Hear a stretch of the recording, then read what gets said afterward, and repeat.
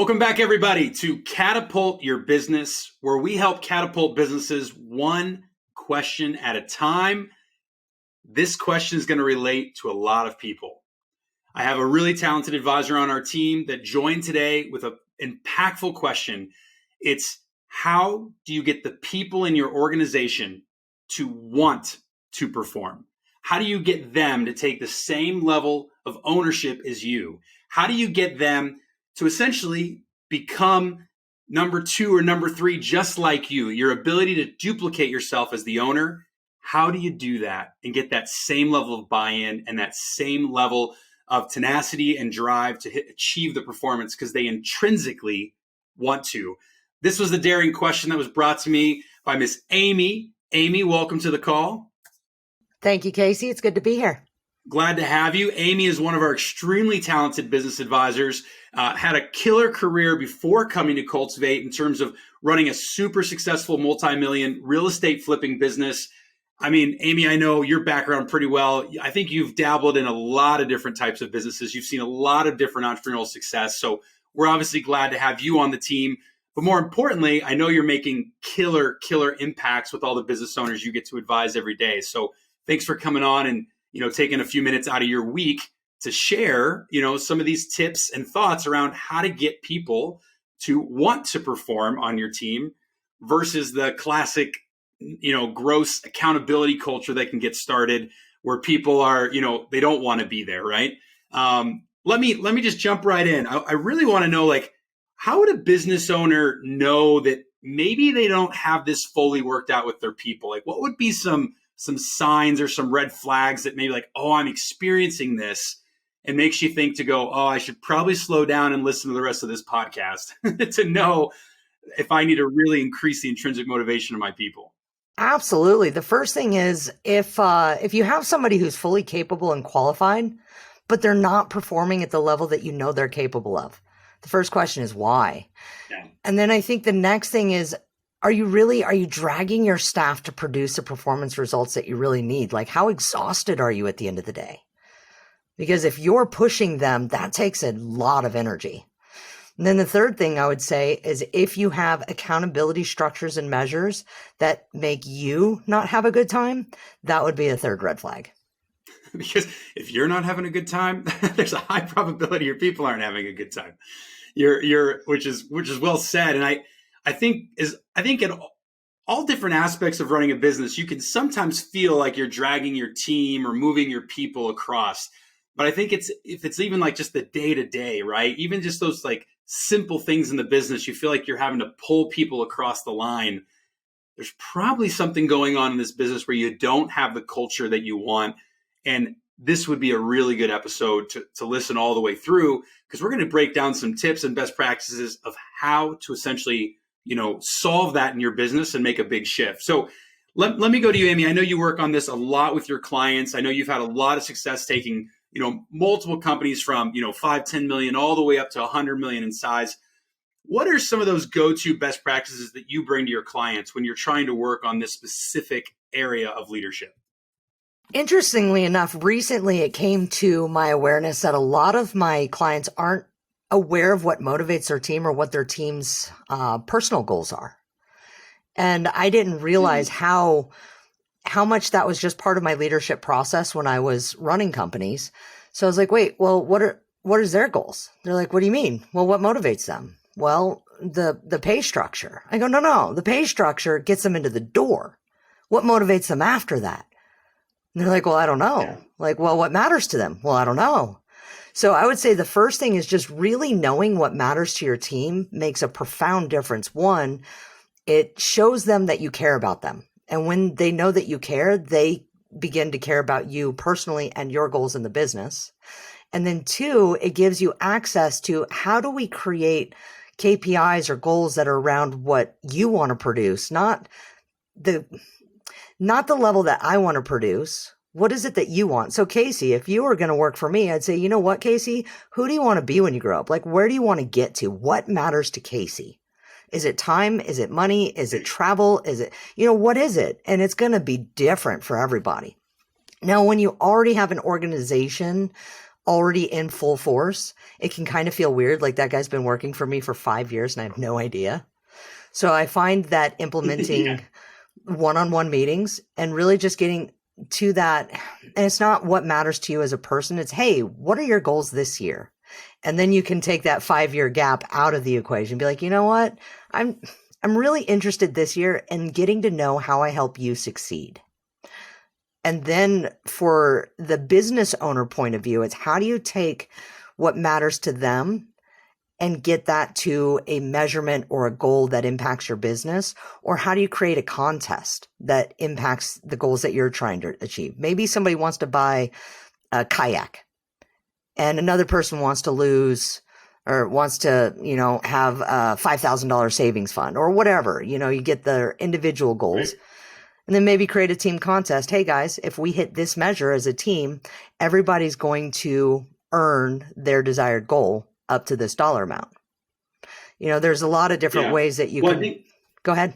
Well, no, I was just going to say, I think you've just given us a ton to unpack. So we got to slow down a few of these elements. So the one thing that I really like that you shared, Amy, was that generally, I think owners do struggle to realize that their people also have goals. I think you can sometimes build a business, right, with this top-down mentality. And I think the way I always talk about it with the clients I got to serve with was to say, look, I want you to think about an organization as a living organism. It has to breathe in.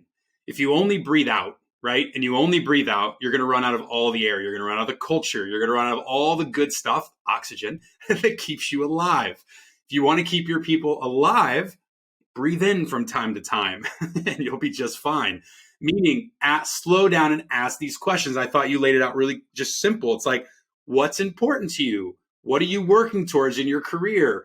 What are your personal goals this year that you want to achieve? Is there anything really important you want to buy? Is there any really important experience you want to have? That slowdown allows you to build this tailored leadership approach. And I've always said this. I said, the people who are phenomenal leaders are the ones that create shared visions. Right? They don't just cast a vision and go, everyone needs to achieve this vision with me. It has to be, here's the vision for the organization. However, what does that mean to you? And how does that mean you win? And I think that's what you're saying, right? The first step is as easy as just breathing in. Yeah. How do we align our goals? Yeah. And the more that you give them what they want, the more they'll give you what you want. Yes. I completely agree with that. I know we've both seen that, through our leadership experiences. The second thing you brought up, though, just to go back, is you started talking a little bit about, the goals or the key performance indicators of the company. What are the metrics that need to be achieved? I think a lot of times we want to just get all the goals to add up to the number that we need to add up, but that's not always the right way to do it. No, if you have a goal that's too far above someone's head to reach, they're going to lose motivation. There's no point in trying. Yeah. And you have to make the goals clear cut to fit the individual. And so you might have a sales department and no two salespeople are alike. You might have a marketing department. No two marketers are alike. So you want to build the goals to where they can obtain them, but it takes something so that when they do obtain them, they're proud of themselves. Here's another unpacker. When we don't give them enough feedback of how they're doing, we will lose them. People want to know how they're performing. I agree with that. Good and bad. They want to know where to improve. Like, give me feedback. Let me grow.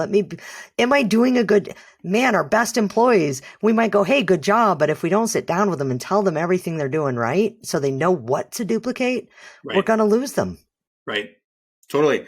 Well, I think one of the things back to the metrics piece that I know you've shared with me in the past is I think you've called them, the personal, metrics essentially, right? What's your term that you like to use for those? For the individuals? Yeah. I think you were telling me something like it was like a personal performance metrics. It's like essentially like, instead of thinking about the company's performance metrics, get the personal performance metrics. So that way they understand, make them share with you, why is this what I want to go achieve? Everybody can be on the same metric though, right? At least that's what I usually do. I say, hey, let's get the same metric across the board for this role. That's important. This is what we're leading the business on. But let's let them choose it, and let's be clear. And then it's my job, right, as the owner or whoever's listening in, to connect all those together and make sure it adds up to the number that we need. Otherwise, you go back and have conversations. if it's below the totem pole. Right. And, or you drive, or you say, hey, I know that your goal, let's say dollars is the easiest metric to do, right? But most people Yep. aren't motivated or intrinsically connected to dollars. So then you go, well, why? Right. Get to the why underneath the dollar, and one person's dollar may be 10,000 and another person's dollar may be 100,000. But you only have two people and you have a Right. goal of 125. Now you have a 15,000 gap. Well, how do you get that? You go back and go, hey, what would it take you to get to a $15,000 goal? And what would inspire you to do that? And why would it inspire you? And if you get the what and the why, and they have their buy-in, then they have their goal of what to produce and why. So this is really important, because what you just did is you just hit the why, right? You talked about the why early on, but now you've just brought up the what. And I think that's really important to slow back down to go, I think often owners really struggle. They want to not only create the goal, but they also want to create the path, right? And I know from my experiences, it's important that you set the goal and you align on the goal, but you need to actually let the employee or the team member create the path. So the question I love that you just asked, I just hope everybody heard that, because it was very short and quick how it came out, because I just think it's second language for you. But it's that slowdown to be able to say, hey, wait a minute, what would it take for you to get to this? AKA, what we're really saying, hey, what do you need to go do? Can you build a plan and see if you think this would be possible? And would you believe you could go achieve it? AKA, go create your own plan, create your own path, have control over your destiny. Doesn't mean you don't give them a guide or a framework, right? But I think too often we get caught in this like non-stop direction world where we're barking orders and we just want to tell everybody to get over the line, versus allowing them to dictate the path, because everybody's going to take a slightly different path. And we all know there's thousands of routes to the same goal. Absolutely. One of the things we always used to say is all roads lead to Rome. Just show me how your road gets there. I'm not worried about how you get there. I don't care if you walk, run, ride a horse, drive a car. I don't care. Just make sure you get to Rome in the deadline. It's a different culture too, right? I mean, as a leader, you're not going to have near as many sleepless nights. You're going to find yourself in a position where you are able to even learn best other practices or other ways that the business can be successful, right? You just got to get out of the way. That's honestly the root, right? That also helps with the intrinsic motivation. So for me, I'm highly motivated when I have a sense of freedom and creativity. The more boxed in I am, the harder it is for me to produce. Well, my business partner was very by the book. This is the way to do it. This is the only way to do it. And so we had a lot of leadership challenges with our team because he wanted to go one way. And I'm like, I don't care how they do it as long as they produce a result. And it was a really fun real life experiment, building a company from scratch all the way up. Just going, how do we mold that gap? How do we work together with two very different personality types? And what we realized was that his way was really perfect for some people. And my way was really perfect for some people. And when we got into those one-on-one conversations with them, and here's another question that I love to ask: how are you best led? What kind of leader do you desire? How does that help you move forward? Because then I knew whether I needed to manage or he needed to manage, and we could really support them in their greatest success. Well, and I was just going to say, I think it's all about just having options, right? And it's really the theme of what we're talking about is that there's a two-way street in leadership. And if you really want your team to take the level of ownership you take, right? I can't tell you how many business owners tell me, every time I chat with them, I wish I could duplicate myself. Well, what you're really saying is I wish I could get better as a leader, because that's what you actually need to look in the mirror and say to yourself. Because I think at the end of the day, it's actually, you're saying, hey, slow down when you onboard a team member, or if you're not getting the performance you need, instead of jumping to that, that dreaded, performance improvement plan and threatening accountability culture, instead move over and go get to know them in their environment, understand what's important to them, understand the goals, understand what path would they like to take, what type of leader would they like, what what actually motivates them the most, what demotivates them the most, generally from the past experiences, even if they've had a chance to work with you already. Be open and introspective to what those things are. And if you slow down and just it could be an hour of just that focus, that 1 hour will probably double the amount of trust within the relationship.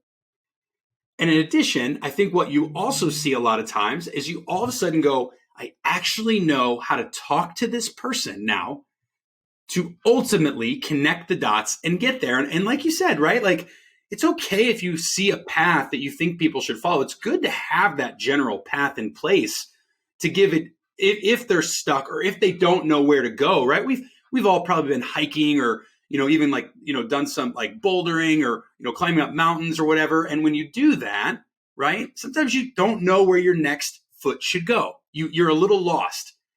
And for somebody down below to go, oh, right there, it's okay to give them tips to the path, but it doesn't mean you have to lay out the entire route. And if they veer off a little bit, all of a sudden you start bringing all this, heavy, micromanagement and attention. I mean, that's just the way to strip ownership, strip autonomy, strip, their ability to feel like they want to go perform. Are you getting the advice you need for your business from this episode? Do you want to get more than just one question answered and have it customized to you and your business? Well, Cultivate Advisors works one-on-one with thousands of business owners every day. Let them help you scale your business today. Don't just listen to this episode. Take action and go to cultivateadvisors.com to see which advisor you get matched with and receive a free 2-hour business assessment on how you could scale your business to the next level. Act now at cultivateadvisors.com. Yeah. I've worked with a lot of business owners who are trying to get themselves out of the business. So either create a exit strategy where they're selling their business, so it has to be automated or delegated, but not include them, or if they just want it to exist as a passive income that they can pass down to their heirs. And the most important thing is getting people in those positions that have ownership. And the strongest way to do that is through leadership. Know your people, know what they want, help them get it. And I think as owners, right, most of us learn on the job. Few hire Cultivate Advisors to work with an advisor to show them, right? But it's I think what's interesting is I think people undervalue the skill of leadership. And I think often business owners fall for this trap, like, well, I'm the business owner, I'm in charge, I got here, so I must be a pretty good leader. And I think sometimes we forget to look in the mirror. I think sometimes you look at your best performer on the sales team or on the operational side, it doesn't always mean they're going to be the best leader.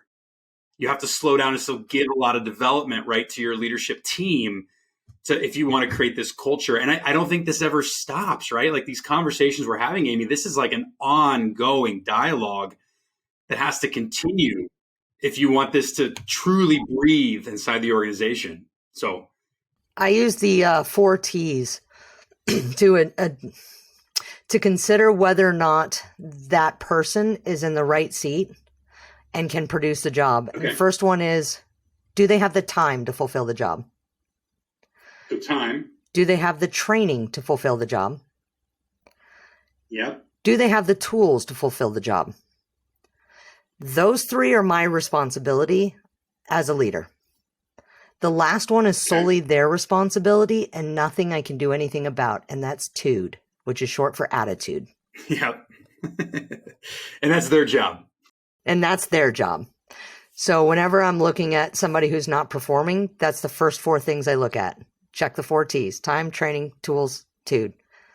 And I identify which one of those 4 is getting in the way and take responsibility for the 3 that I'm responsible for and make sure that I fulfill those 3.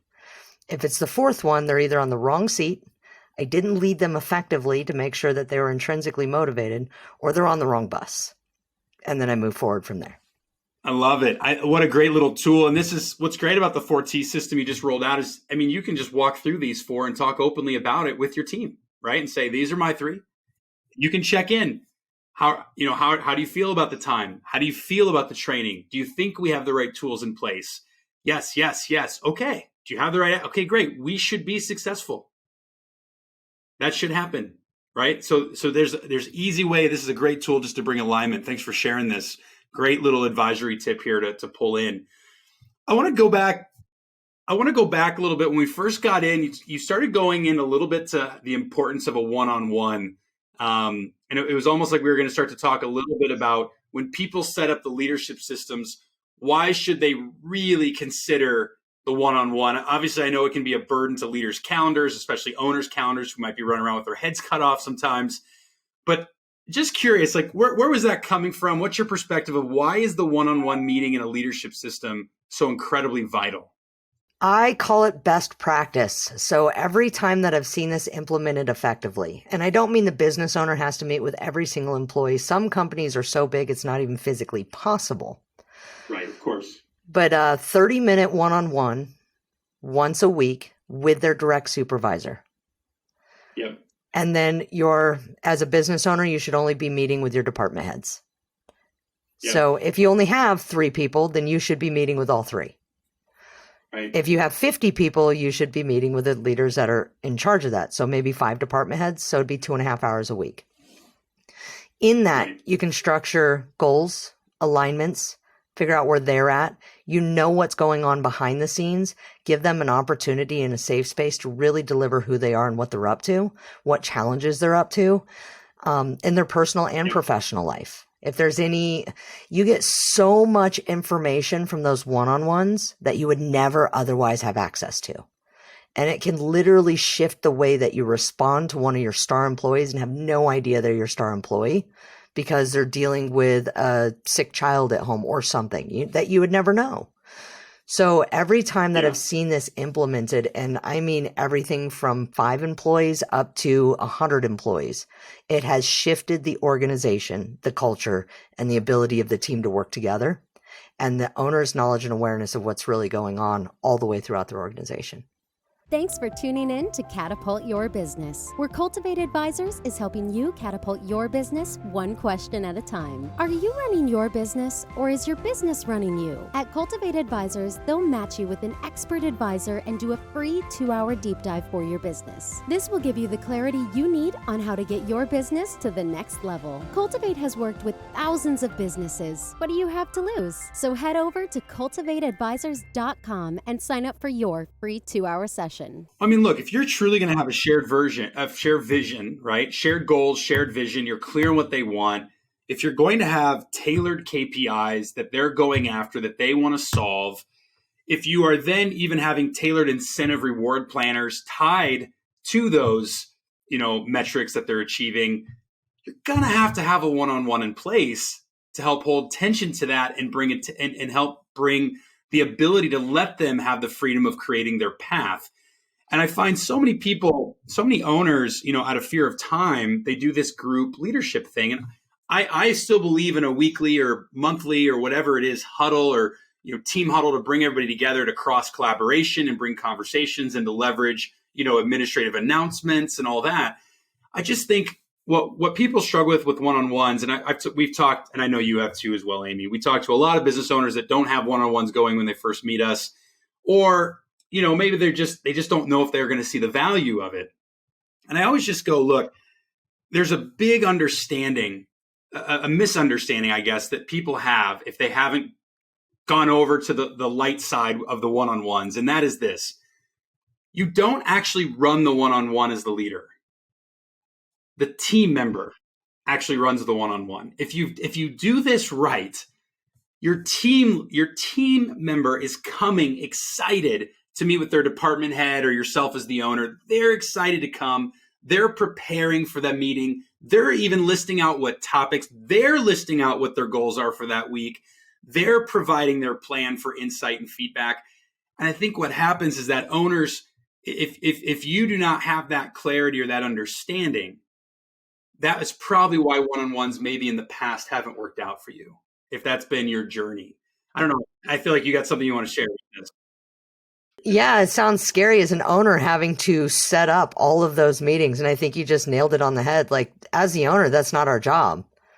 It's the employee's job. I would create the worksheet of what to fill out. Like, what are your 4 biggest goals this week? What are your, and Right. on their Create the sheet would tool. have their KPIs. I would build the tool. They would fill it out and deliver it either to me or to their department head or whatever. And the same tool was from, uh, bottom of the hierarchy all the way up. And I would fill out my tool Right. every week and share that with my leadership department. Yeah. No, I mean, yeah, exactly. It creates your roll up conversations. It creates everything. I mean, until you get that level of intimacy with your team, it is really, really challenging to establish a consistent cadence of results, as well as a consistent, trusted relationship of intrinsic motivation and autonomy that these employees will feel that will make them want to go perform for themselves, not for you, right? And then you've duplicated yourself. You, as the owner, you have duplicated yourself, and that's not a high price to pay. And I love that you said 30 minutes. I keep meeting business owners who just have these really long meetings. I don't know what this is so long for. Keep it simple, keep it short. The team members are smarter than you're going to give credit to. You don't have to be the one barking direction at all times. Direction is appropriate at the right time, but once they're trained, you need to step back, let them identify the path. And I think what we're really talking about is just the human side of leadership, right? We're talking about people want to feel that their goals are heard, that it's a two-way street. And I guess if I were to leave with kind of my biggest piece of advice is just remember, right? Just remember that sometimes you have to breathe in order to have enough oxygen to truly live. And use that as an analogy to create that over to your business. If you're not pulling in from your people enough, you will suck the oxygen or suck the culture out of your business. And I think everybody thinks of the ping pong tables and the happy hours and all that as culture. I'm talking about a performance culture where people will naturally love to hang out together and will build a family that will support retention, that will get results at a higher level, all those things together. So, Amy, thank you so much for slowing down and just bringing some of, first off, this question to the table, but also just all of your insights. I want to throw it back to you. Any final quick tips or, any just inspiring words you'd love to, leave with all of our listeners here that are listening into this podcast to hear about how to get employees to take ownership over their performance? Yeah, I think the easiest way to look at that is to remember where we were when we were either employees or when we were 5 years old. It was about what we wanted. Even as business owners, it's about what we want. And we have people who work for us, and it's about what they want for them. So as long as we know what they want and can help them get it, they will do everything they can to take care of us too. I love it. I love it. I think we all know that business ownership sometimes, or any type of leadership for sure, is a selfless act. And the moment you start looking at your people that you're there to serve versus them there to serve you, this thing gets a lot easier. It really does. It really does. So if this is you listening in, get out of your own way. Take a couple best practice tips here from Amy. And when in doubt, go back to the first comment she made when we started this episode. Sit down with your people and ask them, what is important to you? What are you trying to achieve? Those are simple questions to get started. Amy, just an absolute jam-packed session here of a bunch of really great tips around the leadership side. Thank you for sharing your expertise, and thank you for all the impact you make every day in all the entrepreneurs' lives that you connect with via Cultivate. So thank you for that. If you've listened in and go, gosh, I want to talk to Amy, jump on our website, fill out a web form to say, hey, raising my hand, I want to have a conversation with one of the advisors. And go ahead and tell us when you reach out that you'd love to get connected to Amy, and we can make that happen for you. For everybody listening in, remember, the entrepreneurial journey, it can be lonely at times. You are probably dealing with a lot of the same problems that many other business owners are dealing with. It's about looking yourself in the mirror, being willing to raise your hand to say, hey, I might need some help. And from there, take action. And you can absolutely have a different business tomorrow than you have today. It just starts with a commitment to work on the business versus in the business. And that can create a much brighter future. So keep on with your entrepreneurial journey. Keep making the world a better place because of the products or services that you implement. And we hope to see you back again next week to jam with us on Catapult Your Business, where we will help catapult your business one question at a time. That's all for today. We'll see you all next week.